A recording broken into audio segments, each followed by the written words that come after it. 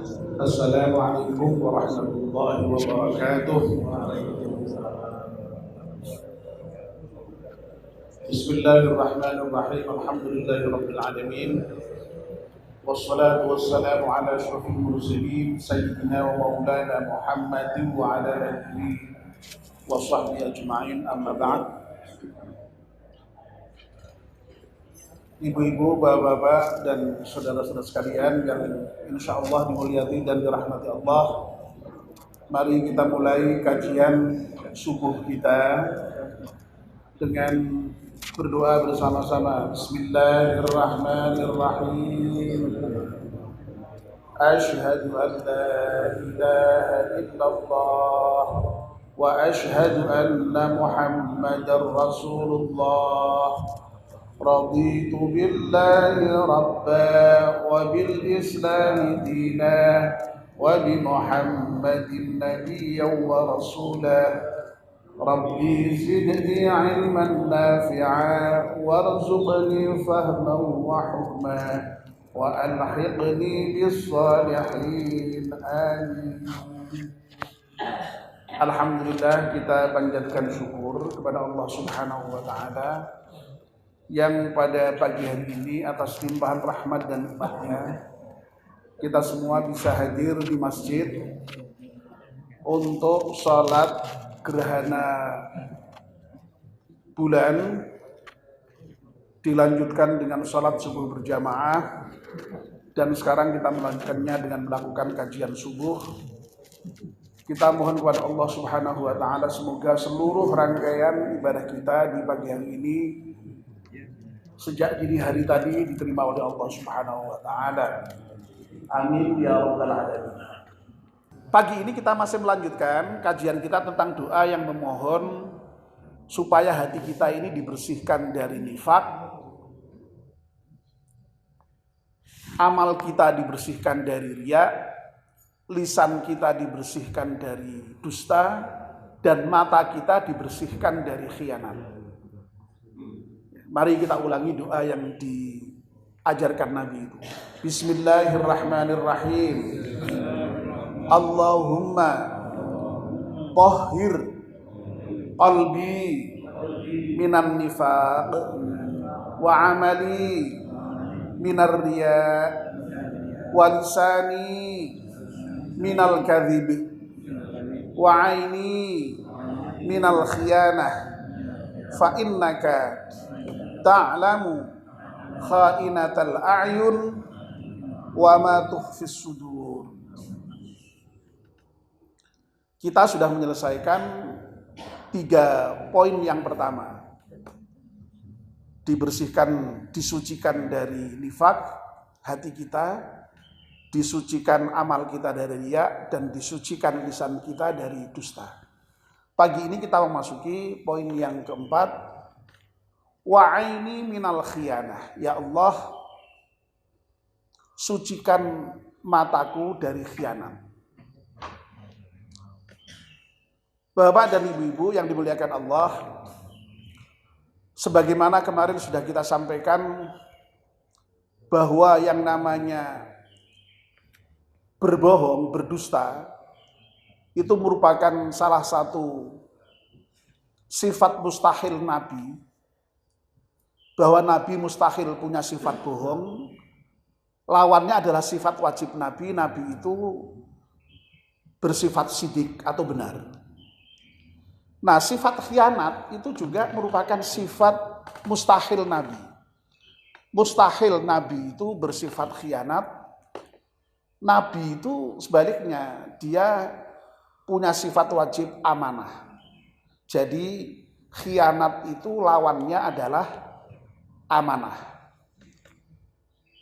Nah, apa itu khianat?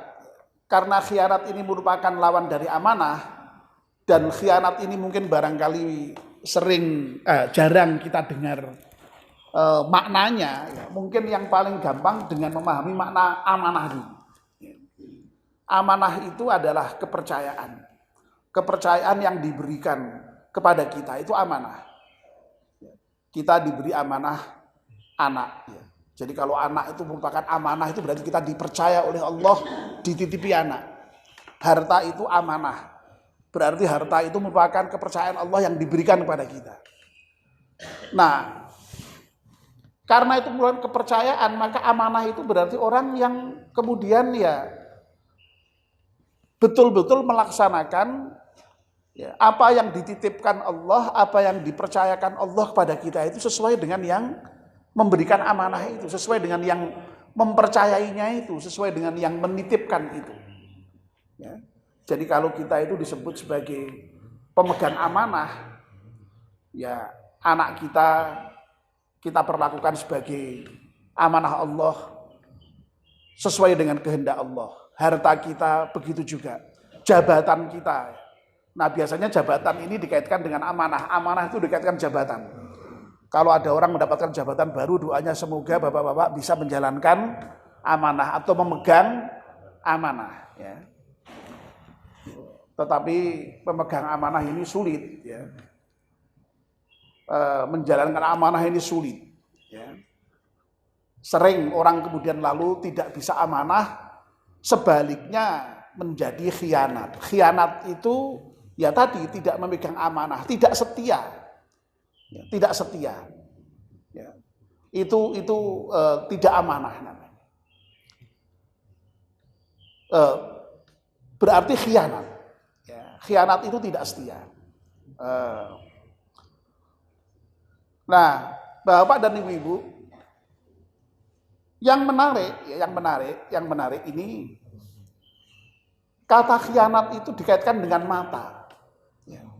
Kita mohon disucikan dari mata yang khianat. Ya, tidak semata-mata khianat dalam pengertian umum. Ya.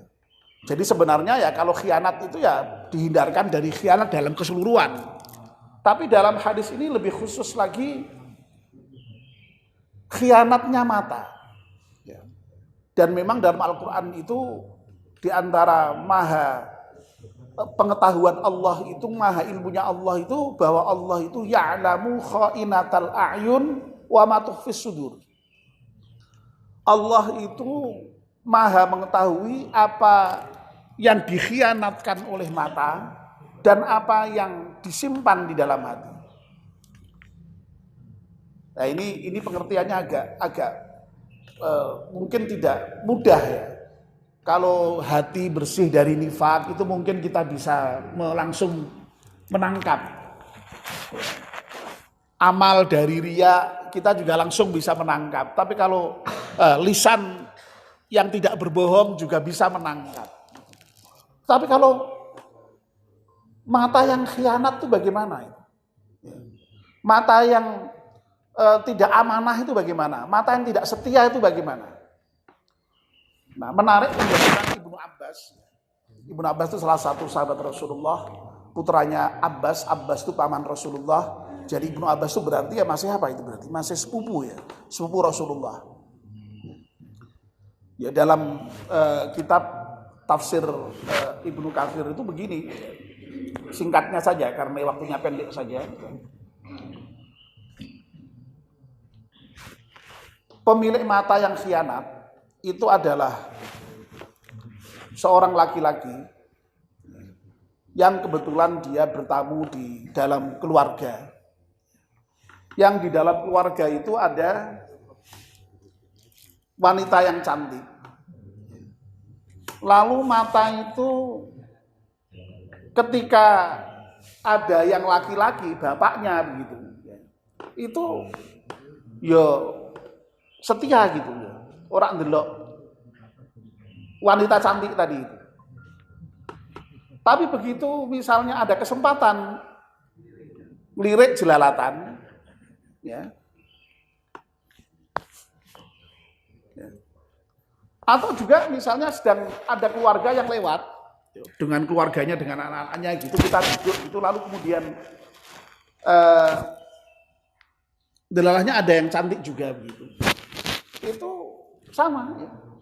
Ketika yang terlihat itu orang tuanya atau yang laki-laki, kita tidak berani melihat yang perempuannya. Tapi begitu ada kesempatan yang dilihat siapa?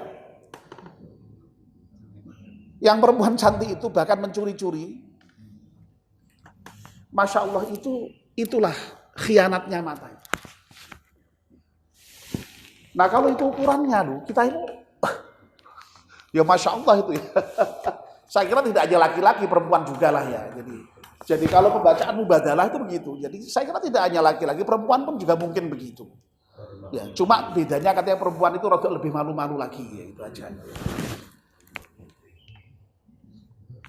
Ya. Jadi itu khianatnya mata itu seperti itu. Ya. Nah, karena apa? Padahal ya kalau misalnya melihat ya dalam Islam itu kan memang yang namanya konsep melihat wanita itu kan boleh sebenarnya. Wong kita punya mata, masuk nggak boleh. Ya, melihat sekali itu alhamdulillah. Ya, alhamdulillah mau melihat kok, masuk kita harus ya. Nah, ketika kita melihat yang kedua atau yang ketiga itulah yang sudah dianggap sebagai an-nadhru bisyahwat, melihat dengan syahwat. Wah, ini berat ini bagi laki-laki. Wes laki-laki sapa wae wis berat ini ya. Ya. Termasuk saya ngomong gitu. Termasuk saya ngomong ya. Berat ya kita akui. Pada umumnya laki-laki itu ya waduh kalau ada kesempatan kok ada kesempatan. Orang ada kesempatan wae tadi itu khianat. Mencuri curi itu khianatnya mata di situ. Ya. Tapi ya jangan disiasati, dumeh kok kemudian melihat yang pertama itu boleh, itu nikmat alhamdulillah, lalu kemudian ben dianggap pertama itu begitu melihat langsung kan pertama ini ya enggak begitu. Enggak begitu, enggak boleh. Coba itu, menurut Ibnu Abbas itu khianat mata itu seperti itu. Nah kalau seperti itu Masya Allah ya. Nah kita mohon pada Allah ingin dibersihkan mata kita, ingin disucikan dari khianat, dari tidak setia tadi itu. Nah mestinya kan tadi ya kalau ada yang laki-laki ya, itu kan kita setia kan, tidak berani menatap itu kan, tidak berani melihat. Tapi begitu ada kesempatan ya, langsung tadi itu melihat tadi. Bahkan dalam penjelasan Ibnu Abbas itu ya, mata laki-laki itu kadang-kadang sampai kepada ingin melihat, maaf ini ya, itu di dalam penjelasan itu sampai. Kalau bisa itu sampai melihat nuwun sewu farjinya. Ya mbah apa sing ngono mbah ora ngerti aku ya. Itu Ibnu Abbas sampai begitu. Masya Allah ya, na'udzubillah min dzalik. Nah mudah-mudahan ya kita oleh Allah dihindarkan atau disucikan dari khianatnya mata itu. Lebih-lebih juga khianat pada umumnya lah ya. Jadi khianat itu intinya tidak baik, tidak setia tadi itu, tidak menjalankan amanah itu. Ya. Nah mudah-mudahan doa kita dikabulkan Allah Subhanahu Wa Taala. Amin. Ya Rabbal Alamin. Mari kita tutup pengajian kita dengan bersama-sama berdoa. Bismillahirrahmanirrahim. Wal asri innal insana lafi khusrin illa alladhina amanu wa amilus salihati wa tawassaw bil haqqi wa tawassaw bis sabr. Subhanakallahumma wa bihamdika asyhadu an la ilaha illa anta astaghfiruka wa atubu ilaik. Wassalamualaikum warahmatullahi wabarakatuh.